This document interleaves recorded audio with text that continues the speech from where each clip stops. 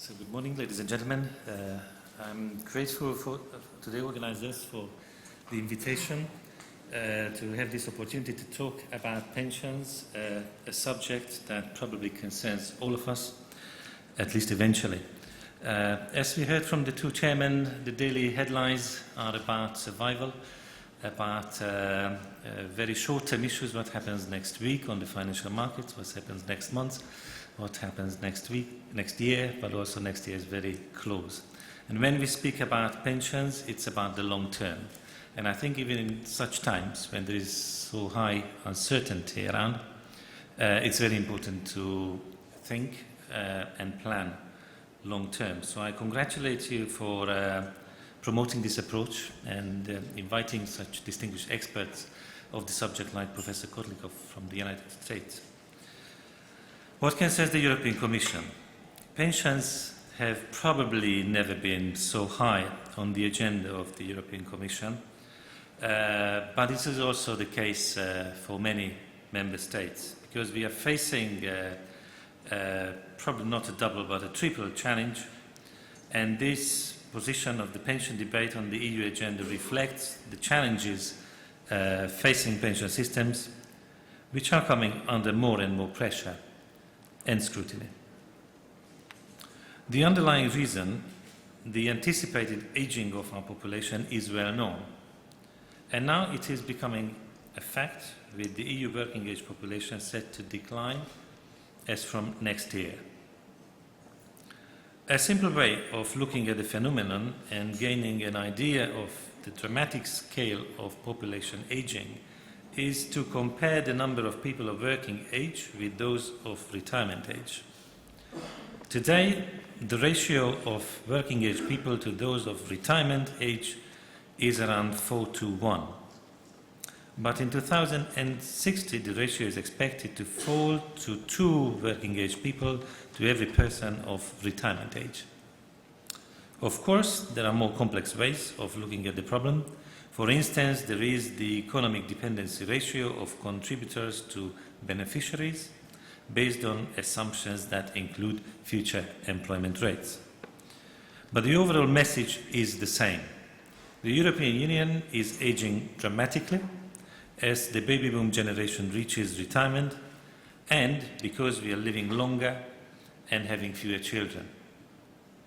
The economic crisis has also had a severe impact on pension systems and makes the problems of aging populations even harder to tackle.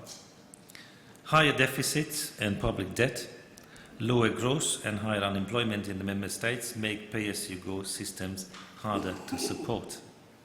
Meanwhile, the value of investments in funded pension schemes has fallen dramatically, and such schemes are subject to greater volatility and issues of affordability.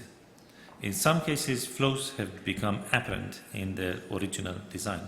In addition to their primary purpose of ensuring adequate income in retirement, pension systems are also important because of their potential impact on public finances and financial markets. In the European Union, pension issues are largely a member state responsibility. But the European Union institutions also play an important supporting role in these aspects.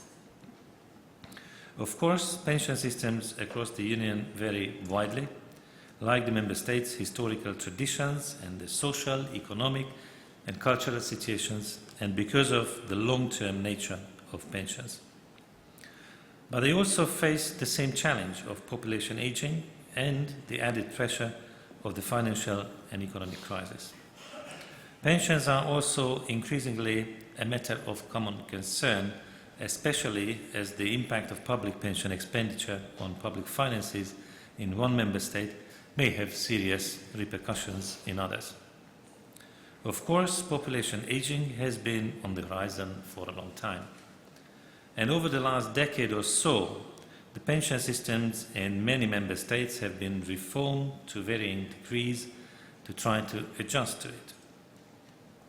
The European Commission has played its part by encouraging and facilitating reform, as well as continuing to develop the EU-level pensions framework, for instance by improving the rules on the coordination of social security pensions. But the crisis has highlighted the fact that more far-reaching reforms are needed in many cases, and that some already implemented need to be adjusted to take account of the new situation. Given these developments, the time was ripe to consult on how the EU could best support the Member States in their efforts to offer their citizens good pension systems. That's why we published the Green Paper towards adequate, sustainable and safe European pension systems last year. The Green Paper takes a holistic approach to social, economic and financial market policy and recognises the links and synergy that could develop between pensions and the overall Europe 2020 strategy for smart, sustainable and inclusive growth. We were grateful for the wide response the Green Paper arose and the broad participation across the Union in the consultation. I think this consultation reflects the high profile of pension issues currently and the importance that people attach to having adequate income during their retirement. It is obviously difficult to sum up the large number of replies to the consultation in a few words. But in general, we welcome the debate which the Green Paper opened and gave special praise to its holistic approach. I believe the main messages that emerged from the public consultation reflect the Commission's ongoing work, and in particular the annual growth survey's main point about the importance of working longer and of opportunities to save in supplementary pension schemes. Ladies and gentlemen, let me give you a short list of the issues that came up very forcefully in our consultation last year about adequate, safe and sustainable pensions in Europe. First of all, it was highlighted that there is a need for pension reform to support the sustainability of public finances and pension adequacy. There is a need to raise the effective retirement age. There is a need to reflect the higher level of mobility in the European labour market in various ways. And one of them is pension tracking. Pension tracking services are to be encouraged and facilitated so people can keep track of all the pension entitlements. It was also highlighted that the EU plays an important role in coordinating pension policy by facilitating surveillance, coordination and mutual learning between the Member States, and that the EU regulations on occupational pensions should be reviewed to reap the full benefit of the single market. We published a full summary of the replies on the 7th of March and put them all on our website, so the details are available there. The next step for us will be a white paper, and this should be published shortly. Naturally, I cannot go into detail on its substance until it actually comes out, and we are actually in the phase of finalizing the text of this white paper and putting the final elements together. But the summary of the replies to the Green Paper consultation give clues to its likely direction based on what stakeholders have said they would like to see us do. I have also highlighted a few of the messages we took on board. Apart from that, I can only say that we will be continuing with the holistic approach to pensions that received much praise. It involves making the links and harnessing synergy, and where necessary, recognizing the trade-offs between different areas and objectives. Another important factor in determining the substance of the white paper is Europe 2020, the EU's long-term strategy for smart, sustainable and inclusive growth. Under Europe 2020, the Commission has called for increases in the pensionable age and limiting early retirement. Of course, those changes will lead to higher effective retirement ages, which in turn leads on to a host of other issues, including lifelong learning, health and safety at work, and active aging. As you probably know, 2012 will be a European year for active aging and solidarity between generations. It will provide a platform for discussing and encouraging active aging across the Union. And I believe the second half of the title is also very important, because solidarity will have to remain a pivotal concept of pension systems and pension policies in Europe.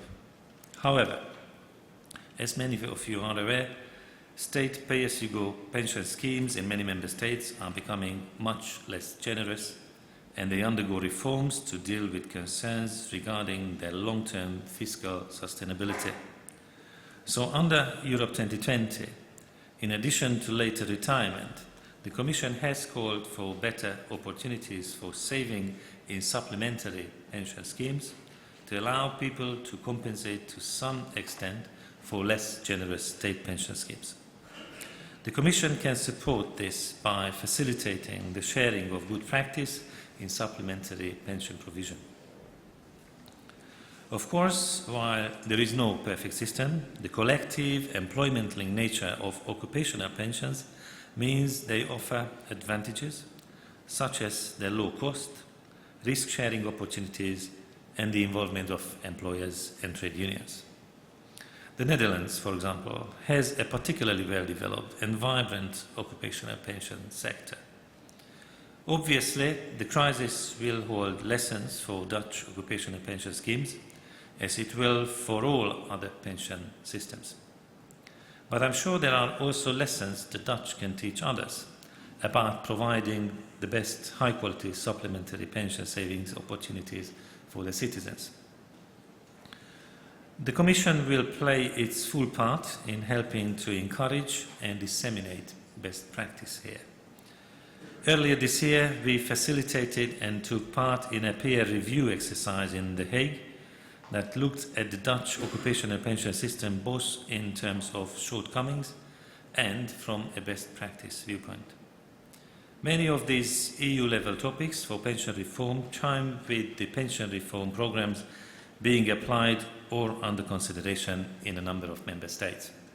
For instance, in the Netherlands, work continues on raising the pensionable age and encouraging people to work for longer. However, reforms cannot always be agreed quickly or easily. Pensions are complex and involve many stakeholders, and necessary time needs to be taken to ensure the changes are well thought through, they have broad support, and they will stand the test of time. But neither should tough decisions be put off, as delaying too long can make the problems worse and the necessary adjustment much bigger, more rushed and potentially more unfair. Although EU-level reform themes can work in with those in many member states, I'm sure there will also be some aspects of the EU pensions agenda which some member states will find more challenging. That's why we took the time for a thorough consultation via the Green Paper, and we hope to continue working closely on this with the member states, the European Parliament, and stakeholders across the Union. Naturally, any proposals for legislation, for instance for the revision of the IORP directive, will involve thorough impact assessment of the costs and benefits of any changes.